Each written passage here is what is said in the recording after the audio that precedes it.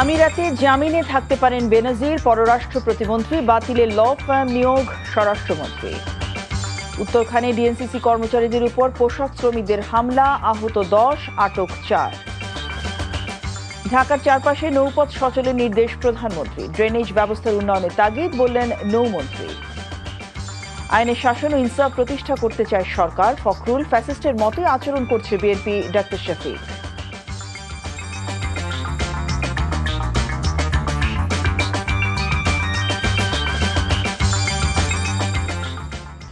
আসসালামু আলাইকুম। জসিন্তা জিনিয়া স্বাগত জানাচ্ছে এনটিভির সন্ধ্যার খবরে। আই গ্যাস ইউনাইটেড শিরোনাম দেখছিলেন, এবার পুরো খবর। সংযুক্ত আরব আমিরাতের আইন অনুযায়ী চলছে সাবেক পুলিশ প্রধান বেনজির আহমেদের বিচার প্রক্রিয়া। সেখানে তিনি জামিনে থাকতে পারেন বলে জানিয়েছেন পররাষ্ট্র প্রতিমন্ত্রী শামা ওবায়েদ। বিকেলে রাজধানীর একটি হোটেলে সাংবাদিকদের তিনি বলেন, বেনজিরকে ফিরিয়ে আনতে দেশটির সরকারের সাথে প্রয়োজনীয় কাগজপত্র আদান প্রদান চলছে। এদিকে দুবাই বেনজিরের জামিনের আদেশ বাতিলের জন্য ল ফার্ম নিয়োগ করা হয়েছে বলে জানিয়েছেন স্বরাষ্ট্রমন্ত্রী সালাউদ্দিন আহমেদ। বিস্তারিত নাহিদ প্রিন্সের রিপোর্টে। গোপালগঞ্জের বিঘার পর বিঘা জমি, বিলাসবহুল রিসোর্ট আর পরিবারের নামে বিপুল ব্যাংক ব্যালেন্স, জ্ঞাত আয় বহির্ভূত এমন আকাশচুম্বী দুর্নীতির তদন্ত শুরু হতেই সপরিবারে দেশ ছেড়ে পালিয়ে যান সাবেক পুলিশ প্রধান বেনজির আহমেদ। তবে পালিয়েও শেষ রক্ষা হচ্ছে না তার। সংযুক্ত আরব আমিরাতের আইন অনুযায়ী দুবাইয়ে এখন চলছে সাবেক আইজিপির বিচার প্রক্রিয়া। বিপুল অবৈধ সম্পদ ক্রোকের আদেশের পর এবার এই পলাতক আসামিকে দেশে ফিরিয়ে আনার আইনি প্রক্রিয়া আরও জোরালোভাবে এগিয়েছে। রাজধানীর একটি হোটেলে সাংবাদিকদের সঙ্গে আলাপকালে বেনজির আহমেদকে দেশে ফিরিয়ে আনার অগ্রগতি নিয়ে প্রশ্নের জবাবে পররাষ্ট্র প্রতিমন্ত্রী জানান, বেনজির আহমেদের হস্তান্তর বিষয়ে ঢাকা ও আবুধাবির মধ্যে কূটনৈতিক ও আইনি যোগাযোগ অব্যাহত আছে। আইন অনুযায়ী তাদের কোর্ট সেইভাবে তাদের লিগ্যাল প্রসেসে কাজ চলছে, সেখানে জামিন পেয়ে থাকতে পারেন। কিন্তু বাংলাদেশ সরকারের সাথে সংযুক্ত আরব আমিরাতের সরকারের তারা কিছু তথ্য আমাদের কাছ থেকে স্পেসিফিক জানতে চেয়েছে স্বরাষ্ট্র মন্ত্রণালয় এবং পররাষ্ট্র মন্ত্রণালয়ের কাছ থেকে। সেটা আমরা তাদেরকে সরবরাহ করেছি। বেনজিরকে ঢাকায় বাংলাদেশে ফিরিয়ে এনে তার বিচার কাজ এখানে সম্পন্ন করা যাবে। অন্যদিকে সাবেক এই পুলিশ প্রধানের জামিন বাতিল করে দ্রুত দেশে ফেরাতে দুবাইয়ের ল ফার্ম নিয়োগের কথা জানিয়েছেন স্বরাষ্ট্রমন্ত্রী। রাজশাহী পুলিশ লাইন্সে পুলিশ কর্মকর্তাদের সাথে মতবিনিময় শেষে সাংবাদিকদের এ তথ্য জানান তিনি। অন কন্ডিশন এখানে তার ইউএই লিভ না করার শর্তে বেল দিয়েছে। কি শর্ত আমি সার্টিফাইড কপিটা জোগাড় করতে বলেছি, এবং আমাদের যে ল ফার্ম নিয়োগ হয়েছে তাদেরকে আমরা ইনস্ট্রাকশন দিয়েছি যেন এই বেল ক্যান্সেলেশনের জন্য তারা পার্সু করে। সরকারের পক্ষ থেকে জানানো হয়েছে, যথাযথ আইনি ও কূটনৈতিক প্রক্রিয়া সম্পন্ন করে ইন্টারপোলের সহায়তা কিংবা দ্বিপাক্ষিক সমঝোতার মাধ্যমে খুব দ্রুতই এই আসামিকে দেশের মাটিতে কাঠগড়ায় দাঁড় করানো হবে। Nahid Prince, NTV news, Dhaka. রাজধানীর উত্তরখান এলাকায় ঢাকা উত্তর সিটি কর্পোরেশনের কর্মচারীদের উপর হামলা চালিয়েছে একটি গার্মেন্টসের মালিক ও শ্রমিকরা। ঘটনার কারণ জানতে ও আহতদের দেখতে সেখানে গেলে উত্তরের প্রশাসক শফিকুল ইসলাম খান এবং স্থানীয় সংসদ সদস্য জাহাঙ্গীর হোসেনের উপর চড়াও হন গার্মেন্টস কর্মীরা। এসব ঘটনায় কমপক্ষে 10 জন আহত হয়েছেন। হামলার সাথে জড়িত সন্দেহে 4 জনকে আটক করেছে পুলিশ। বিস্তারিত নাজিবুর রহমানের রিপোর্টে। দায়িত্ব পালনের সময় ডিএনসিসি পরিচ্ছন্নতা কর্মীদের উপর হামলা চালায় স্থানীয় এক গার্মেন্টসের কর্মীরা। এতে গুরুতর আহত হয়েছেন 4 জন পরিচ্ছন্নতা কর্মী। খবর পেয়ে ঘটনাস্থলে যান প্রশাসক শফিকুল ইসলাম ও ঢাকা 18 আসনের সংসদ সদস্য জাহাঙ্গীর হোসেন। এ সময় হামলার কারণ জানতে চাইলে উত্তপ্ত পরিস্থিতি সৃষ্টি হয়। মারধর করছেন কেন? মারলেন কেন আপনারা? আপনি কি চার্জ করছেন না শুনতে চাচ্ছেন? চার্জ করতেছ আপনাকে। চার্জ করছি, এর আগে আপনাকে বলে গেছি কেন আপনি? হামলায় জড়িতদের আটক করার সময় বাধে বিপত্তি। উপস্থিত গার্মেন্টস কর্মী ও মালিকদের সহযোগীরা আবারও হামলার চেষ্টা করে। প্রশাসক ও সংসদ সদস্যদের লক্ষ্য করে ইট পাটকেল ছুটতে থাকে। হামলা করা হয় আইন শৃঙ্খলা বাহিনীর উপরও। অ্যারেস্ট করার পর ওরা ফ্যাক্টরি থেকে আমাদের অতর্কিত হামলা করতেছে। আমাকে এখানেও দেখেন বাড়ি দিয়েছে, মারছে, উষ্টাইছে, লাইটাইছে। আরেকটা পারবিন 2টা বুকো লাত্তি মারছে। আমগো লোকের পিঠির উপরে পিস্তল ধরছে। তখন আমরা কি ঠিক চাই? আমরা গেছি তারে মারছে, একটা মহিলা ভুলেও বাধ্য নেই স্যার, কিন্তু মার দিছে সবারই। পরে মুঠোফোনে যোগাযোগ করা হলে এই ঘটনায় জড়িতদের ছাড় না দেওয়ার কথা জানান প্রশাসক শফিকুল ইসলাম খান। আমাদের পরিচ্ছন্নতা কর্মীদের উপর হুমকি ধমকি দিচ্ছিল, তো একটা পর্যায়ে আজকে তাদের গার্মেন্টসের শ্রমিক সহ নিজে উপস্থিত থেকে আমাদের 8 জন পরিচ্ছন্ন কর্মীকে তারা বেফারক পিটায়, এখনো তারা হসপিটালে ভর্তি আছে। অলরেডি আমাদের মামলা প্রক্রিয়াধীন, অলরেডি থানায় গিয়েছে। যারা আমাদের পরিচ্ছন্ন কর্মীরা ওখানে কাজ করেন, আঞ্চলিক নির্বাহী কর্মকর্তা আছেন এবং এসিডব্লিউ যারা আছেন, তারা সবাই সেখানে আছেন। তারা আইনগত ব্যবস্থা গ্রহণের জন্য অলরেডি আমরা নির্দেশ দিয়েছি। কয়েক ঘন্টার চেষ্টায় পরিস্থিতি নিয়ন্ত্রণে আনে পুলিশ। আটক করা হয় 4 জনকে। Najibur Rahman, NTV news, Dhaka. ঢাকার চারপাশে নৌপথ সচলের পাশাপাশি নদীর নাব্যতা ও পানি প্রবাহ স্বাভাবিক রেখে ড্রেনেজ ব্যবস্থার উন্নয়নে সংশ্লিষ্ট কর্তৃপক্ষকে নির্দেশনা দিয়েছেন প্রধানমন্ত্রী তারেক রহমান। ঢাকার চারপাশে নৌপথগুলো সচল করারও সিদ্ধান্ত হয় প্রধানমন্ত্রীর সাথে ঢাকার নৌপথ চালু সংক্রান্ত এক সভায়।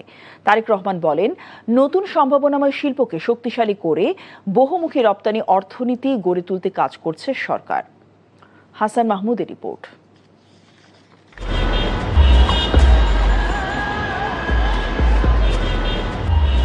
2004 সালে ঢাকার চারপাশের নদীতে প্রথম চালু হয়েছিল ওয়াটার বাস। পরবর্তীতে 2010 এবং 13 সালে যাত্রী স্বল্পতা, নদী দূষণ, অতিরিক্ত পরিচালনা ব্যয় এবং ব্যাপক দুর্নীতিসহ নানা কারণে দুদফায় মুখ থুবড়ে পড়ে চক্রাকার নৌ চলাচল।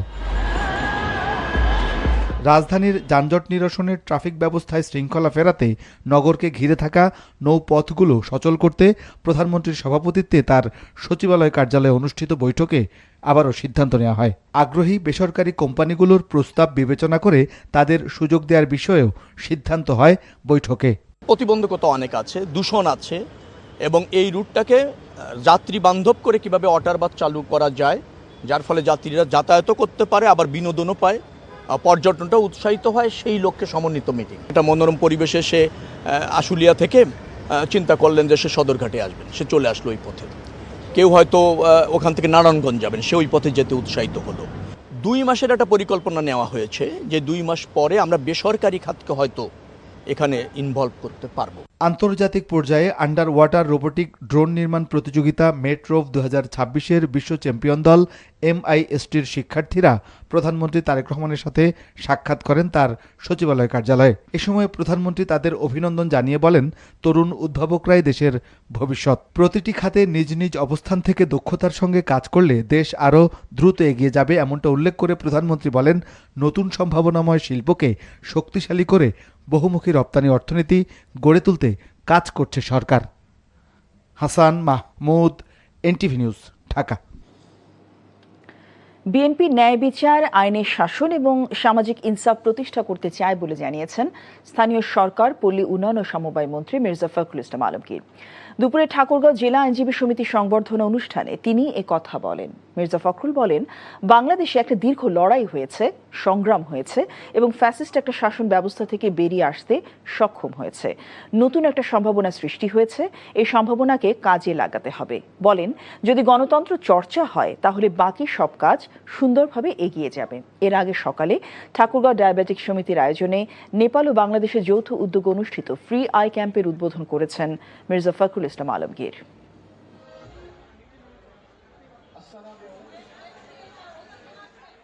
নতুন একটা সম্ভাবনা সৃষ্টি হয়েছে, সেই সম্ভাবনা হচ্ছে একটা গণতান্ত্রিক ব্যবস্থাকে সুদৃঢ় করা, জুডিশিয়ারিকে একটা সত্যিকার অর্থে একটা ন্যায় বিচারের কোনো রকম আপনার প্রভাবমুক্ত একটা জুডিশিয়ারি যেন তৈরি করতে পারি, তাহলে আমাদের সাধারণ নাগরিকেরা উপকৃত হবে।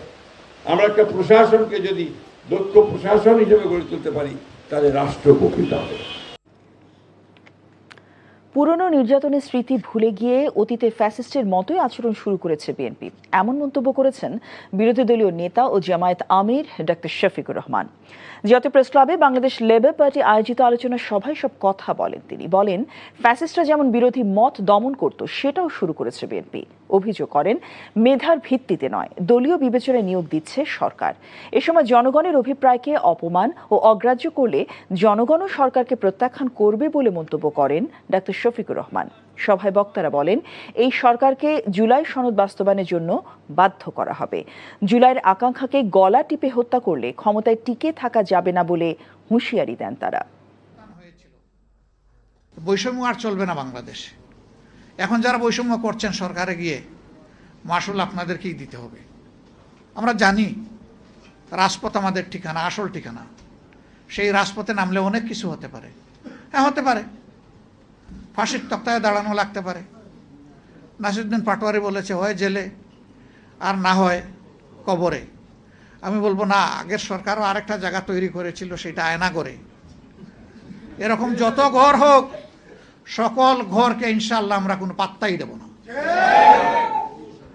আমরা অঙ্গীকারবদ্ধ, গণভোটের রায় বাস্তবায়ন হবে, ইনশাআল্লাহ বাংলাদেশে হবে। মুষ্টিমেয় ক্ষমতাবানদের হাত থেকে জ্বালানি খাতকে উদ্ধার করতে চাইলে নবায়নযোগ্য জ্বালানি প্রসার ঘটাতে হবে, এমন মন্তব্য করেছেন প্রধানমন্ত্রী অর্থ ও পরিকল্পনা বিষয়ক উপদেষ্টা ডক্টর রাশেদ আল মাহমুদ তিতুমির।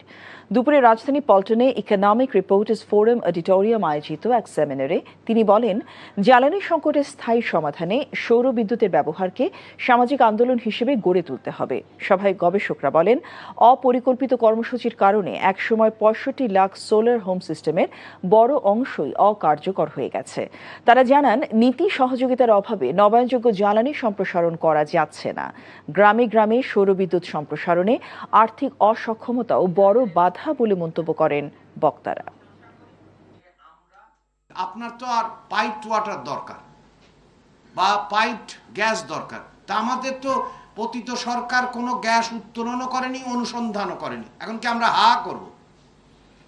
আমরা যদি নিশ্চিত করতে পারি যে চুলার ক্ষেত্রে, তাহলে এলপিজিও লাগবে না, এলপিজিও তো কমে যাবে।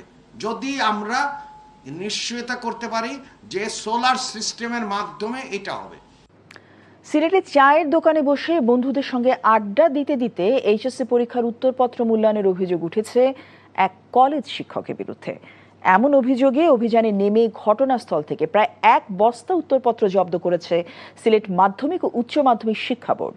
অভিযুক্ত শিক্ষকের বিরুদ্ধে বিভাগীয় ব্যবস্থা নেওয়ার কথা জানিয়েছে শিক্ষা বোর্ড। এ ঘটনায় স্থানীয় থানায় একটি সাধারণ ডায়েরিও করা হয়েছে। চায়ের দোকানে পরীক্ষার খাতা দেখা হচ্ছে, এমন খবরে শনিবার রাত 11:30টার দিকে শাহজালাল বিজ্ঞান ও প্রযুক্তি বিশ্ববিদ্যালয়ের প্রধান ফটক সংলগ্ন একটি চায়ের টঙের দোকানে অভিযান চালায় শিক্ষা বোর্ডের পরীক্ষা নিয়ন্ত্রক অধ্যাপক বিলকিস ইয়াসমিন। এ সময় ১ বস্তা উত্তরপত্র সহ পরীক্ষককে সিলেট মহানগরীর জালালাবাদ থানায় নিয়ে যাওয়া হয়।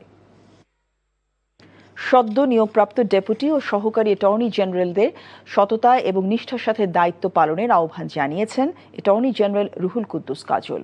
রোববার নিয়োগপ্রাপ্ত ২৬৬ জন আইন কর্মকর্তাকে নিয়ে প্রথম কর্মদিবসে আপিল বিভাগের বিচারিক কার্যক্রমে অংশ নেন অ্যাটর্নি জেনারেল। এর আগে দোয়া মোনাজাতের মাধ্যমে কার্যক্রম শুরু করেন তারা। এদিন অ্যাটর্নি জেনারেল নিয়োগপ্রাপ্তদের উদ্দেশ্যে বলেন, আইন কর্মকর্তারা স্বচ্ছভাবে কাজ করবেন, দুর্নীতি অনিয়মের বিরুদ্ধে অবস্থান থাকবে তাদের। এর আগে ৩০ জুলাই ৮৬ ডেপুটি অ্যাটর্নি জেনারেল এবং ১৮০ জন সহকারী অ্যাটর্নি জেনারেল নিয়োগ দেয় আইন মন্ত্রণালয়। একজন ব্যক্তি কোনো কারণে মামলায় অভিযুক্ত হয়েছেন, দণ্ডিত হয়েছেন, তিনি আমাদের সহযোগিতা চাইতে আসেন, তাকে কিন্তু আমরা সহযোগিতা করতে পারি না।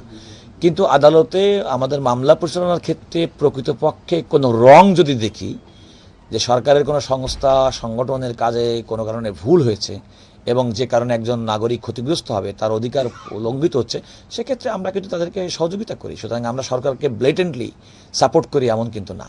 ৩ মাস পর আবারও বাড়ল রান্নার কাজে ব্যবহৃত এলপিজির দাম। সবচেয়ে বেশি ব্যবহৃত ১২ কেজি এলপিজি সিলিন্ডারের দাম ৭০ টাকা বাড়িয়ে ১,৫৯৮ টাকা নির্ধারণ করা হয়েছে। এক সংবাদ বিজ্ঞপ্তিতে এ তথ্য জানিয়েছে Bangladesh energy regulatory commission BERC।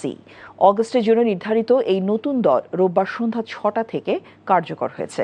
চলতি মাসের জন্য বেসরকারি এলপিজির প্রতি কেজির দাম ৫ টাকা বাড়িয়ে ১৩৩ টাকা ১৫ পয়সা নির্ধারণ করা হয়েছে।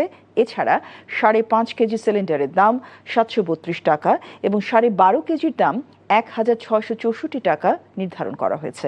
এদিকে যানবাহনে ব্যবহৃত অটো গ্যাসের দামও লিটার প্রতি ৩ টাকা ২৭ পয়সা বাড়িয়ে ৭৩ টাকা ৬৭ পয়সা। অস্ট্রেলিয়ার উদ্দেশ্যে দেশ ত্যাগের আগে মিরপুরে অনুশীলনে দেখা গেল লিটন দাসকে। রোববার সকালে শেরেবাংলায় ফিল্ডিং ও ব্যাটিং করে সময় কাটিয়েছেন বাংলাদেশের 2 ফরম্যাটের অধিনায়ক। আজ রাতে ফ্লাইটে টেস্ট দলের দ্বিতীয় বহরের সঙ্গে অস্ট্রেলিয়া রওনা দেবেন লিটন। নিলয় মজুমদারের রিপোর্ট। হুট করেই আলোচনার কেন্দ্রে লিটন দাস। মিরাজকে সরিয়ে ওয়ানডে অধিনায়কত্ব পাওয়াটা হতে পারত আলোচনার মূল খোরাক, তবে হঠাৎ করেই প্রথম টেস্টের দলে তার জায়গা পাওয়াটাই হয়ে দাঁড়িয়েছে এখন আকর্ষণের কেন্দ্রবিন্দু। বিসিবির সংবাদ বিজ্ঞপ্তি অনুযায়ী চোট থেকে উল্লেখযোগ্য অগ্রগতি হওয়াতেই প্রথম টেস্টের দলে জায়গা হয়েছে লিটনের। অস্ট্রেলিয়ার উদ্দেশ্যে রওনা হওয়ার আগে শেরেবাংলায় অনুশীলন করলেন এই উইকেটরক্ষক ব্যাটার। কিছুটা সময় ফিল্ডিং অনুশীলন করে এরপর লম্বা সময় ব্যাটিং করেছেন লিটন। 31 বছর বয়সী এই ব্যাটার গত জুন মাস থেকে চোটের কারণে মাঠের বাইরে ছিলেন।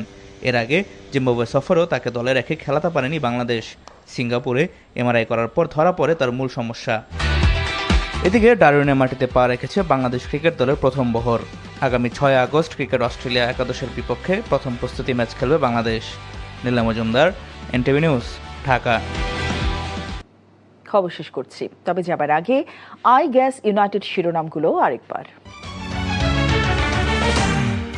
আমিরাতে জামিনে থাকতে পারেন বেনজির, পররাষ্ট্র প্রতিমন্ত্রী।